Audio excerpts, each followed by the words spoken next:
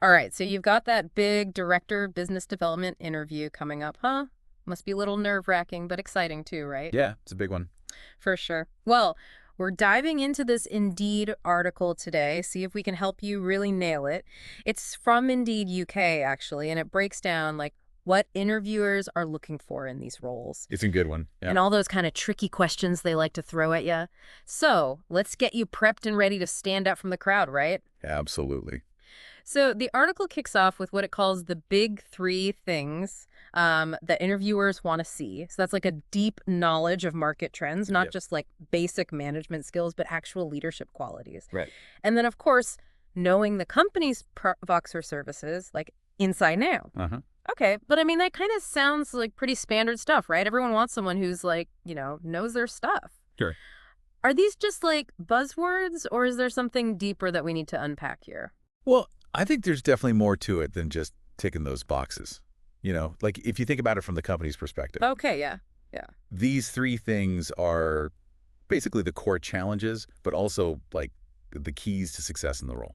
Oh, interesting. Someone who can nail all three of those, they're not just a good employee, they're like a strategic asset.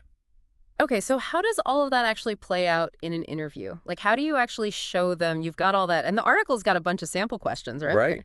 Yeah, and some of them are pretty standard, like what strategic methods do you use to drive sales growth? Mm-hmm. And they give an example answer about like using data analysis, building relationships, adapting to the market, Okay. all that kind of stuff. That does sound a little textbooky, though, doesn't it? Yeah, exactly. And I think that's where most people kind of miss the mark. It's not enough to just like rattle off the industry jargon. Right. You need to show the interviewer that you can actually translate those concepts into action, like in their specific company with their specific challenges. So how do you actually do that, though? Like, take that sales growth question, for example. How do you make it less textbook and more you?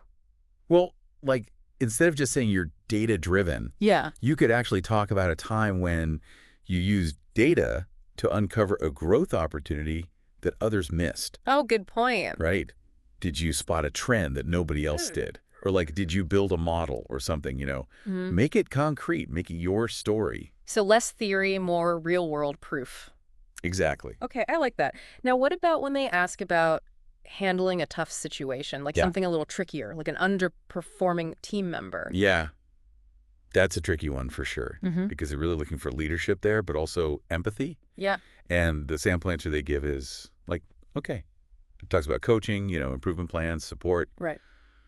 but it's missing something. What's missing? Nuance. I mean, everyone says they'll coach, but like, what does your coaching actually look like? Right. What's your philosophy? Maybe you're really good at like spotting hidden strengths and tailoring your approach to each person. Mm-hmm. That's the kind of detail that really makes you memorable. So it's like instead of just saying you baked a cake, you're describing that secret ingredient that makes it amazing. Exactly.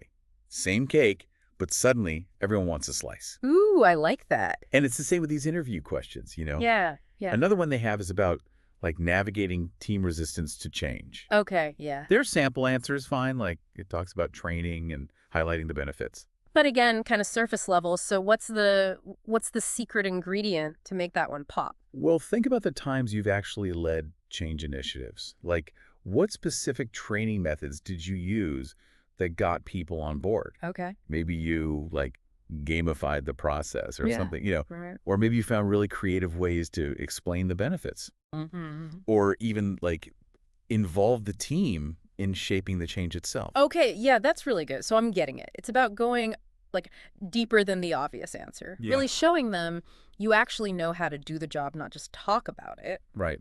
But what about those really challenging questions? Yeah. The ones that are less about like process and more about you. Yeah, that's where it gets really interesting. Right, like the ones they mention about like pricing a new product or dealing with a major Yeah, setback. exactly. Those are the ones that truly separate, the candidates who've just prepped Yeah, from the candidates who are really ready to lead. yeah. Because there's no right answer. Mhm. It's all about like how you think, how you approach problems, how you learn from your mistakes. Yeah. Okay. Like, for example, that pricing question. Mm-hmm. It's not just about knowing a bunch of different pricing models. Right. It's about understanding the strategic implications of each choice. Whoa, okay. You know, do you prioritize market share or profit margin? How do you factor in competitor pricing and like customer psychology?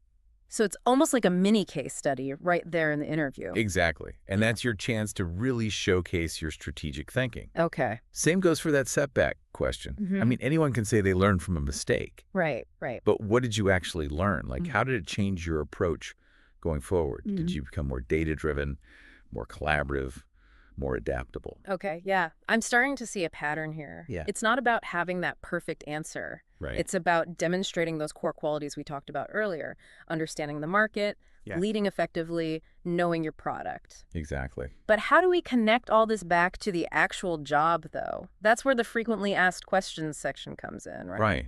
That section is so often overlooked, but it's like a gold mine for understanding what they're really looking for. Okay. It lists out all those key responsibilities, skills, and qualifications they expect. So it's like a cheat sheet for the interview.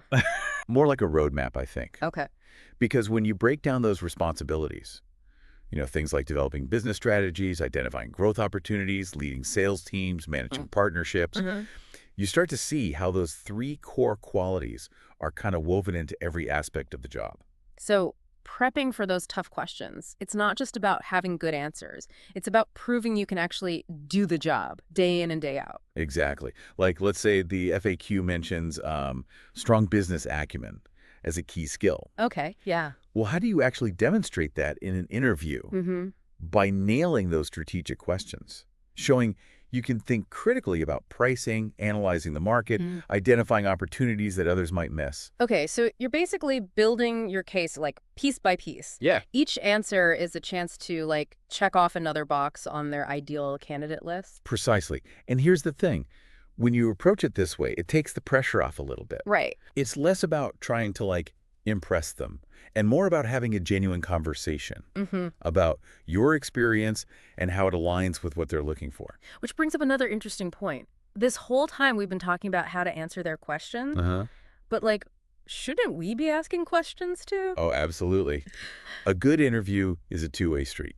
Okay. You're evaluating them just as much as they're evaluating you. But isn't that kind of risky? Like, won't they think I'm not taking it seriously if I start, like, grilling them with questions? Not at all. In But, fact, but asking thoughtful questions actually shows you're engaged, you're curious, and you're thinking beyond just getting the job offer. Yeah. It's about finding the right fit. okay, so what kind of questions should we be asking then? Well, think about what you need to know to decide if this is the right opportunity for you. Like, what are your priorities? Mm, What kind of culture do you thrive in? What are your, deal breakers? yeah. Maybe you're curious about their approach to, professional development Uh-huh. or their commitment to work-life balance. Or maybe you want to know more about their long-term vision for the business development team. So it's not just about gathering information, it's about sending a message. Like, hey, I'm not just looking for any job, I'm looking for the right opportunity. Exactly. And that confidence, that selectivity, it's attractive to Yeah. employers. It shows you know your worth. I love this shift in perspective. It's very empowering. It should be, because at the end of the day, the interview is really just a conversation, Yeah. a chance for two parties to figure out if they're a good match. So we've talked about understanding those core qualities, showcasing our experience, even asking those insightful questions of our own. Right. It feels like there's a lot to juggle during an interview. There is. But I think the key is to be prepared, be yourself, and remember what truly matters. Which is, Finding the right fit. It's not just about landing a job. It's about finding an opportunity where you can thrive, contribute, and grow. and that's like such a good point to end on, honestly. I feel like we all want a job that's more than just a paycheck, right? Oh, yeah. We want to feel challenged. We want to feel valued. We want to be somewhere where we can actually like make a difference. For sure. And the interview process is like the first step in finding that place. It's almost like a, two-way audition. Yeah. You're both trying to figure out if the chemistry is right, Right. if the goals are aligned, if there's that shared vision for the future. It's almost like dating, you know? Uh-huh. But in like a professional sense, Yep. you're both putting your best foot forward, trying to see if there's that spark. I like that analogy. And just like in dating, I think authenticity is key. Yeah. Trying to be someone you're not is just like a recipe for disaster. Yeah, yeah. Be yourself, be confident in your skills and experience, and, don't be afraid to show your personality a little bit. Yeah. Because at the end of the day, they're not just hiring a resume. Right. They're hiring a human being. They want someone who's going to fit in with the team, Right. bring their own unique perspective and energy. Exactly. And that's something you just, you can't fake. Yeah. You can't script charisma. You can't rehearse authenticity. It's got to be real. Yeah, it has to come from within. So as we wrap up this deep dive then, what's the one piece of advice you would give to our listener who's prepping for this director of business development interview? Hmm. I would say this. Remember those 3 core qualities that we talked about? Mm-hmm. Market knowledge, leadership, and product expertise. Right. But don't just think about them in the abstract, right? Yeah. Think about how you've actually demonstrated those qualities in your past experiences. Okay. What are the stories you can tell? What are the specific examples you can share that prove you're not just talking the talk, you're walking the walk? It's like creating a highlight reel of your career, but instead of just listing all your accomplishments, you're showing those moments where you actually embodied those qualities. Exactly. And when you approach the interview with that mindset, I think it takes the pressure off a bit. Yeah. You're not trying to come up with the perfect answer to every question. Right. You're simply sharing your story, your insights, your unique perspective on the world of business development. And that, I think, is what really sets successful candidates apart. Yeah. It's not about having all the right answers. Right. It's about having the right attitude, the right mindset, and the confidence to be yourself. Well said. And I think our listener is ready to do just that. So remember, preparation is key, authenticity is essential, and finding the right fit is what ultimately matters. Good luck. Yeah, best of luck in that interview. We know you're going to crush it. Thanks for joining us for this deep dive. And until next time, keep learning, keep growing, and keep crushing it.